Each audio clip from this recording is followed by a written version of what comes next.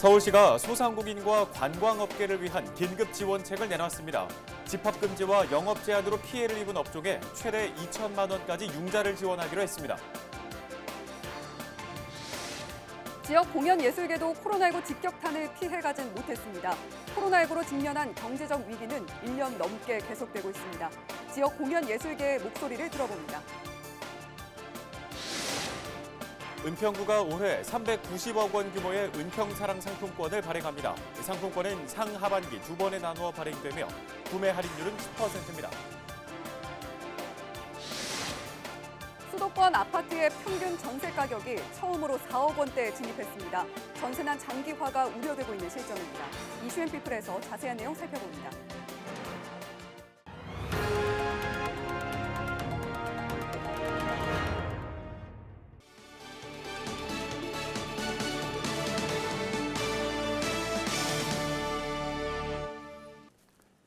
시청자 여러분 안녕하십니까? 헬로티비 뉴스입니다. 2월 3일은 24절기 가운데 첫 번째 절기이자 봄의 시작을 알리는 입춘입니다. 음력으로 새해를 맞이하고 처음 찾아오는 절기인 입춘에는 입춘대길, 건양다경이라는 글귀를 적어 대문에 붙이곤 하는데요. 이를 입충문이라고 합니다. 입춘대길, 건양다경. 봄이 시작되니 크게 길하고 경사스러운 일이 많이 생기기를 기원한다는 뜻인데요. 저희 헬로티비 뉴스도 시청자 여러분들의 한 해 안녕을 빌며 이런 내용의 입충문을 스튜디오에 붙여봤습니다. 올 한 해도 우리 지역 중심 채널 헬로티비 뉴스와 함께 생생한 지역 소식 함께 하시기 바랍니다.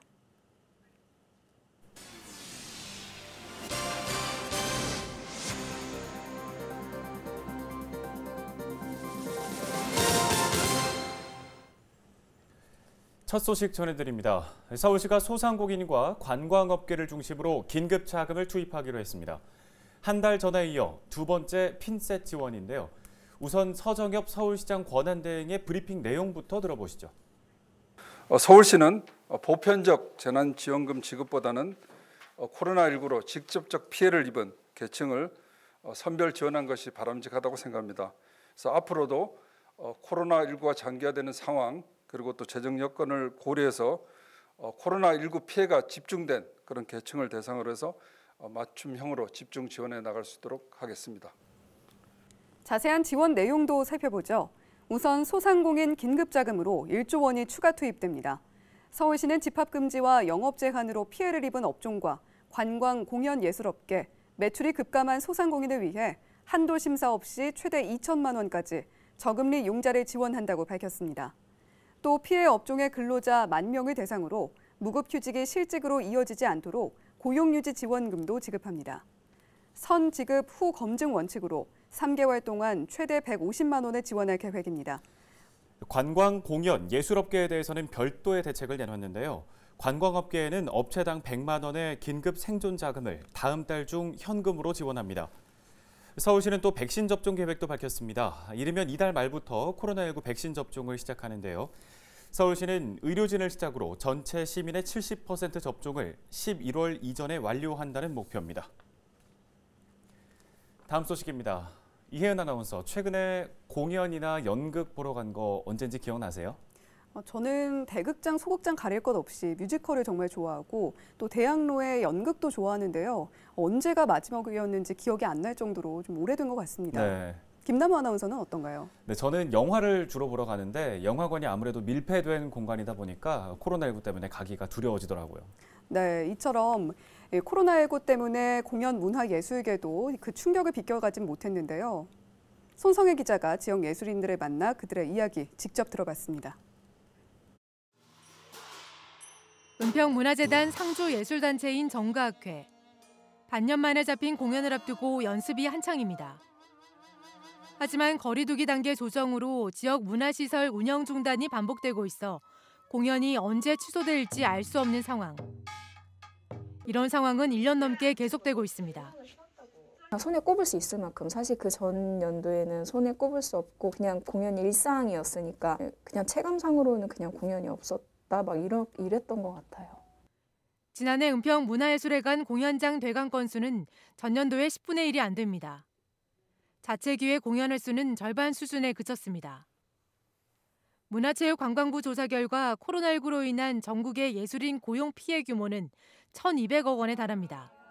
무대를 잃은 배우들은 다른 일자리를 찾아 나섰고 1년을 쉬었다고 하더라고요. 그냥 어쩔 수 없이. 공연은 당연히 할 수가 없어서 뭐 다른 아르바이트로 택배를 한다거나 뭐.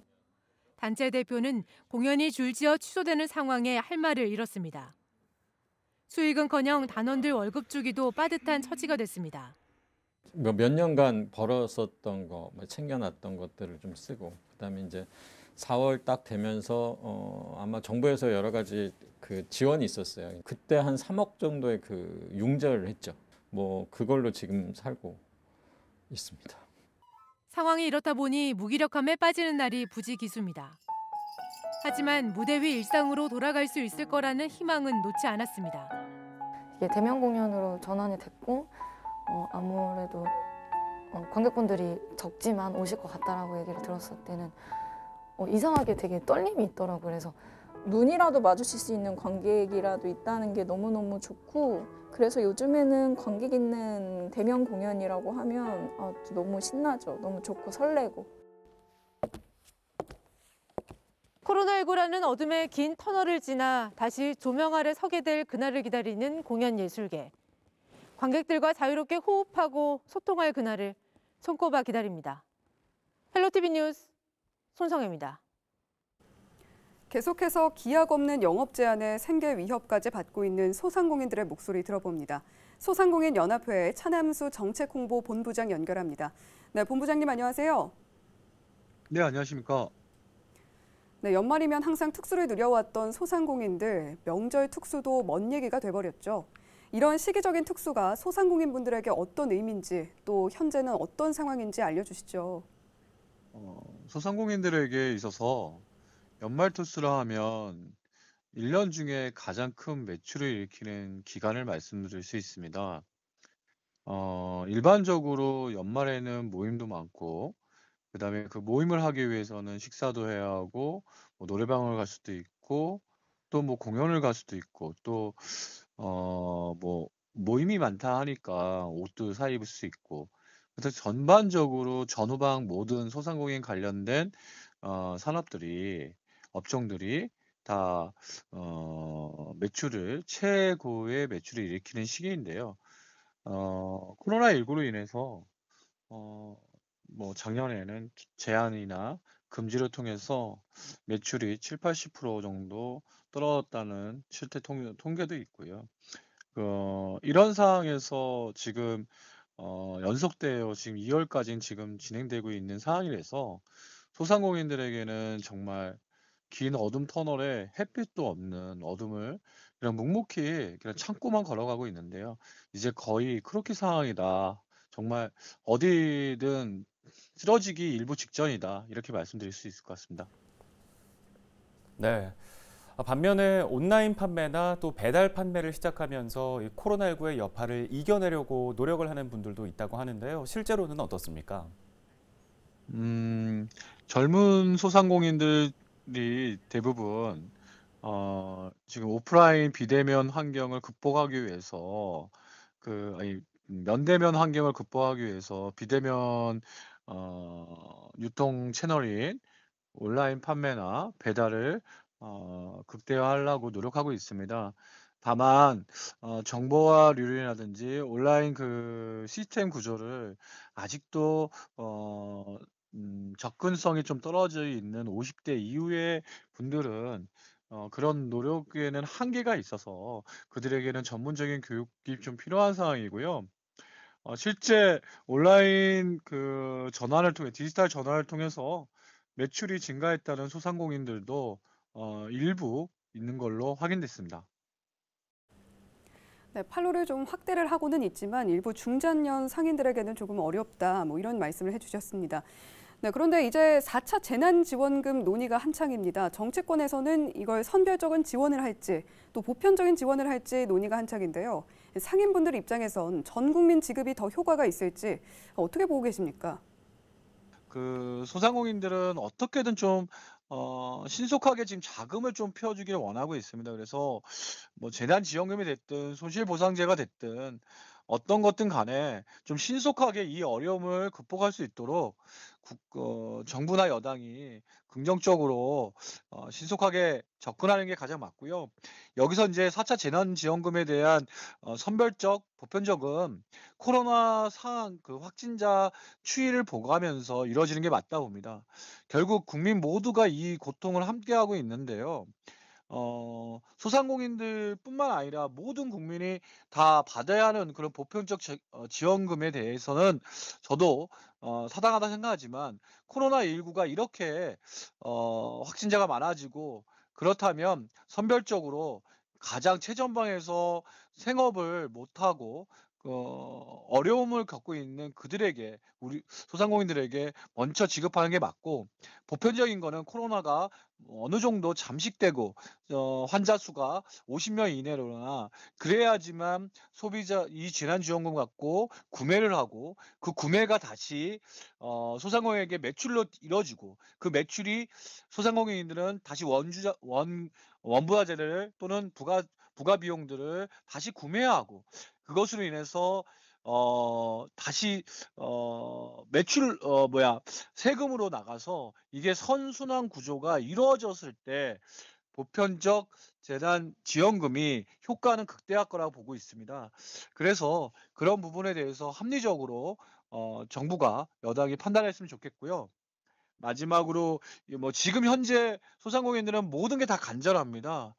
공과금이라든지 대출을 좀 무이자로 좀 폭넓게 빨리 현금을 유동성 확보가 좀 중요하기 때문에 그걸 요구하는 분들도 있고요. 세금도 감면해달라는 목소리도 너무너무 큰 상황입니다. 지금 상황에서는 종합적으로 목소리가 다 있지만 신속하게 지금까지 논의됐던 모든 부분들에 대해서 정부가 소상공인들이 경제 중심이다 생각하시고 실필주라 생각하시고 지원책에 대해서 긍정적으로 신속하고 견고하게 이루어지기를 간절한 마음으로 부탁드리고 있습니다. 네, 잘 알겠습니다. 소상공인들은 모든 게 간절하다는 말씀이 참 절박하게 들리는데요. 설 전에 일부 방역 조치가 조정이 좀 될지, 4차 재난지원금은 어떻게 지급이 될지 조금 더 지켜봐야겠습니다. 도움 말씀은 여기까지 듣겠습니다. 소상공인연합회 차남수 정책홍보본부장이었습니다.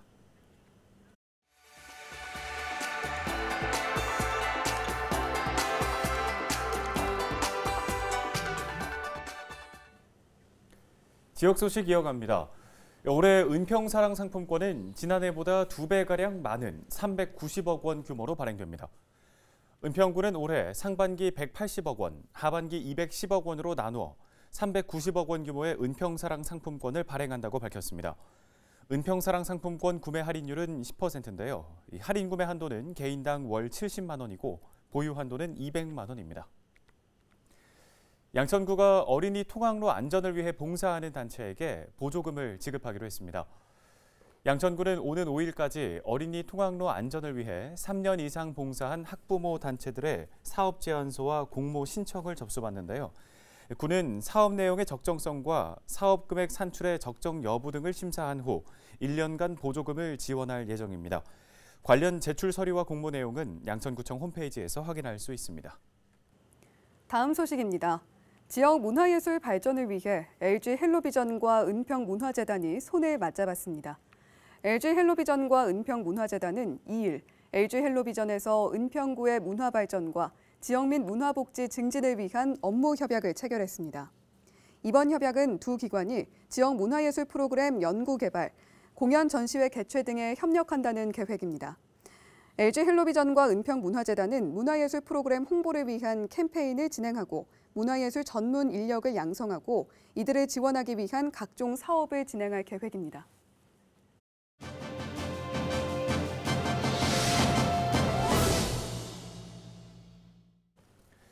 다음 소식입니다. 수도권 아파트의 평균 전세 가격이 처음으로 4억 원을 돌파했습니다.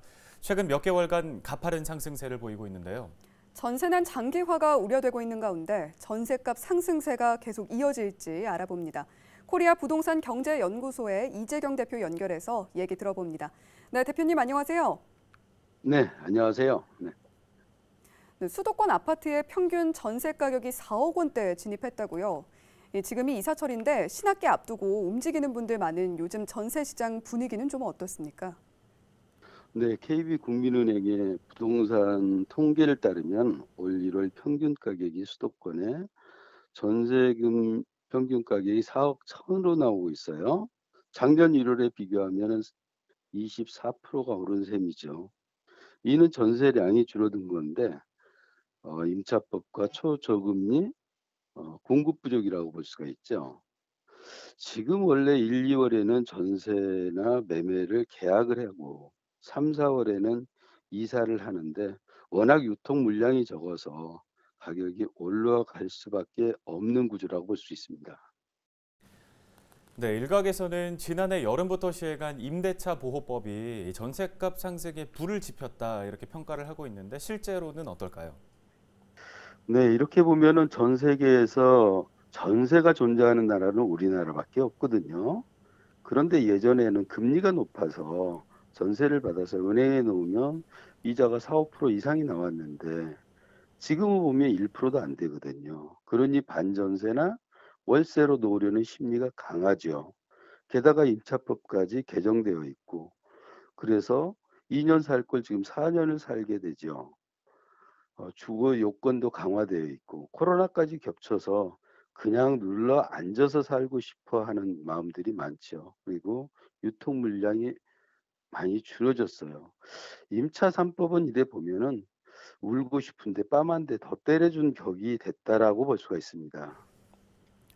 임대차법이 울고 싶은데 뺨 때린 격이다. 전셋값 상승을 이끌었다는 얘기죠. 그렇다면 전셋값 상승 당분간 이어질 것인지, 만약 그렇다면 어떤 이유에서 이어질까요?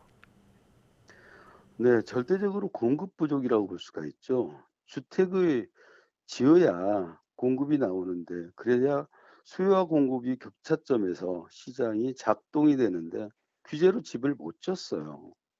또한 사회를 보면 싱글이 많아지고 이혼율도 많아지고 있어요. 이들이 한 채이면 되는데 두 채가 필요하거든요. 그리고 정부에서는 자꾸 기대 심리만 주고 있거든요. 로또 청약해라, 임대주택 들어가라. 현실적으로 청약은 가점이 안 돼서 안 되고 임대주택은 살려고 안 해요. 지분형이라도 내 집 소유권을 줘야 하거든요. 그래야 자존감이 갖게 하고 또한 집값은 올라가게 돼 있거든요. 예, 끝으로 이 수도권에서 전세를 포함해서 매매 등으로 부동산 이동 계획이 있는 분들에게 조언을 해주실 부분이 있다면요? 네, 전세가 지금 우선 당장 사는 것은 좋아 보이죠. 전세 대출도 잘 되고 임차 3법으로 4년 동안 살 수도 있고 각종 세금도 내지 않지요. 그러나 물가 상승은 되고 시중에 유동 자금은 많아지고 있고 지금 3기 신도시만 해도 약 한 50조가 풀릴 예정이거든요. 재료가 있는 곳에 집을 사야 한다는 생각입니다. 은평에 보면 GTX A 노선과 서부 경전철 또한 신분당선이 들어오죠. 대저 1구역이나 가련 1구역, 불광 5구역 같은 재개발 집은 빌라라도 사는 게 나는 좋다라는 생각이고 또한 목동 아파트 같은 경우도 아직은 룸이 있다고 생각을 합니다. 강남 재건축이 지금 보면은 평당 한 1억을 호가하고 있거든요. 지금 목동 재건축을 보면은 5천에서 6천 선 그 정도가 된다라고 볼 수 있어서 투자에 룸이 있고 또한 지금부터서는 보면 정부 정책에 의해서 역세권 토지가 오를 것 같습니다.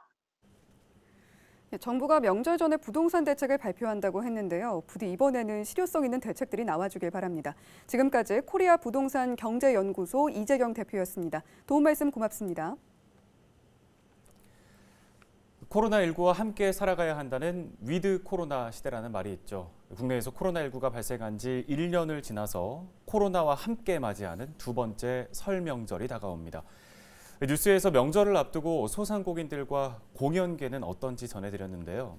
배우들과 공연계 종사자들, 무대 대신 택배 상하차나 배달 오토바이에 올라서고 있다고 합니다. 소상공인도 공연계 종사자도 다시 자신만의 무대에 설 수 있는 날을 기대해 봅니다. 헬로티비 뉴스 마칩니다. 시청해주신 여러분 고맙습니다.